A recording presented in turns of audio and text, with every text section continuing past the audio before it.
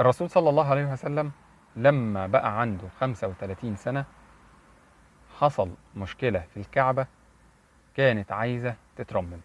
فجم أهل مكة في قصة طويلة جمعوا الأموال اللازمة لإعادة بناء الكعبة، وهدوا الكعبة وقعدوا بنائها وفضلوا يبنوا فيها لحد ما جه موضع وضع الحجر الأسود.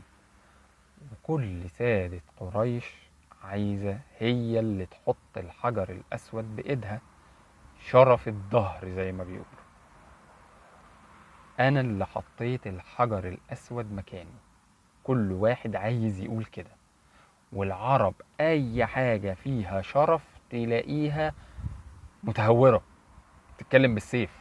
الشرف ده أنا اللي هاخده.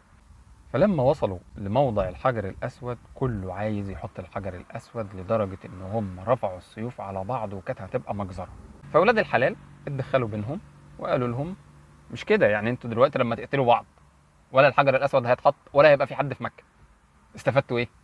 حكموا واحد ما بينكم. نحكم مين؟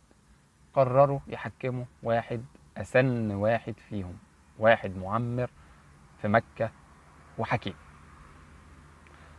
فقال لهم تحكموا أول واحد يخش عليكم من الباب ده. رضيوا وقعدوا مستنيين يشوفوا مين أول واحد هيخش عليهم من الباب اللي قال لهم عليه الراجل ده. مين اللي دخل عليهم؟ الرسول صلى الله عليه وسلم، وكان عنده وقتها 35 سنة. فكلهم في نفس واحد قالوا الصادق الأمين رضينا بحكم. إيه يا جماعة اللي حصل؟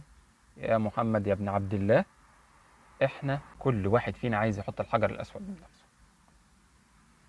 فالرسول راح خلع رداءه وفرشه على الأرض وحط عليه الحجر الأسود، وقال لهم كل سيد من سادات قريش يشيل طرف الثوب. فكلهم رفعوا الثوب اللي جواه الحجر الأسود ووصلوا بيه لحد مكان الحجر الأسود. وراح الرسول صلى الله عليه وسلم أخذ الحجر الأسود بإيده وحطه في مكانه، فهو اللي نال الشرف ده، ولكنه حقن دماء قريش إن خلاهم كلهم يشتركوا في وضع الحجر الأسود في مكانه. ودي كانت من حكمة الرسول صلى الله عليه وسلم اللي وهبها لرب العالمين. اللهم صل وسلم وزد وبارك على نبينا محمد وعلى آله وصحبه والتابعين. اللهم آمين.